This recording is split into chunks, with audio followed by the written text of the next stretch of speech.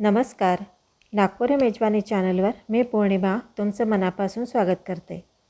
आज मी तुमच्यासोबत नांदेडजवळील वारंगा फाट्यावर मिळणारी सुप्रसिद्ध वारंगा खिचडीची रेसिपी शेअर करणार आहे. खूप सोपी आणि झटपट होणारी ही रेसिपी आहे. संध्याकाळच्या जेवणासाठी तर अगदी परफेक्ट अशी आहे. चला मग सुरुवात करूया. खिचडीसाठी मी या वाटीने 2 वाट्या तांदूळ मोजून घेतले आणि हे तांदूळ मी अगदी स्वच्छ धुवून घेतले आहेत. हे तांदूळ आपल्याला फक्त धुवायचे आहेत, भिजत वगैरे नाही ठेवायचे. फोडणीसाठी 3 टेबलस्पून एवढं तेल घ्यायचं. त्यात 2-3 तुकडे दालचिनीचे घालायचे. एक तमालपत्र घालायचं. 2-4 लवंगा घालायच्या. थोडंसं जिरं घालायचं आणि थोडीशी मोहरी घालायची. हे मसाले आता तेलावर परतवून घ्यायचे. मसाले थोडे परतले की त्यात 2 बारीक चिरलेल्या हिरव्या मिरच्या घालायच्या. हिरव्या मिरचीचं प्रमाण तुम्ही आपल्या आवडीनुसार कमी जास्त करू शकता. आता 1 इंच आलं घातलं आहे किसलेलं. आलं तेलावर थोडा वेळ परतून घ्यायचं. आता कांदा घालायचा.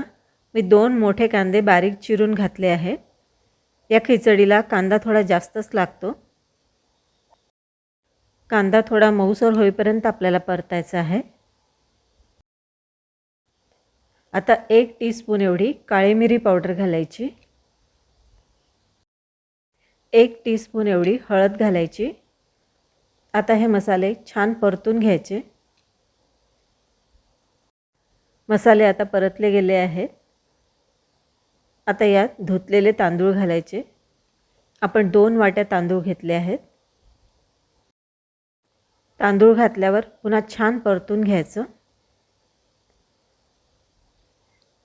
आता यात 3 टेबलस्पून एवढी धुतलेली मुगाची डाळ घालायची.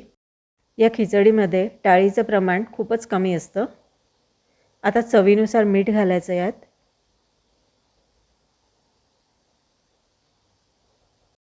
आता हे 2-3 मिनटं आपल्याला असंच परतत राहायचं आहे. तांदळातलं पाणी सुकेपर्यंत आपल्याला हे परतत राहायचं आहे. थोडा वेळ असं परतत राहिल्याने खिचडी खूप चवदार होते. आता यात गरम पाणी घालायचं. याच्यासाठी आपण गरम पाण्याचाच वापर करायचा, थंड पाणी नाही वापरायचं. 2 वाट्या तांदळासाठी मी 4 वाट्या गरम पाणी घेतलेलं आहे.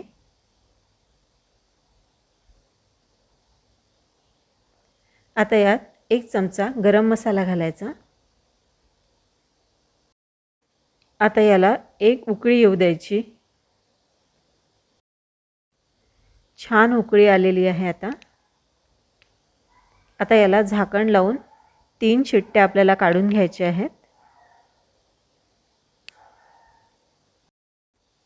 3 शिट्ट्या झाल्यावर कुकरची वाफ जाऊ द्यायची. कुकरची वाफ गेल्यावर तो उघडून बघायचं. गरमागरम वाफाती वारंगा खिचडी आता तयार झाली आहे. आता यात थोडंसं तूप घालायचं. तूप ऑप्शनल आहे, पण घातलं तर खूप छान चव येते. तूप घातल्यावर पुन्हा एकदा व्यवस्थित मिक्स करून घ्यायचं. खूप कमी साहित्य आणि मसाले वापरून आपण ही खिचडी बनवलेली आहे. दिसायला जरी साधी दिसत असली तरी चवीला अतिशय उत्तम लागते. संध्याकाळच्या जेवणासाठी लोणचं, पापड आणि गरमागरम वाफाती खिचडी असेल तर आणखी काय हवं आहे.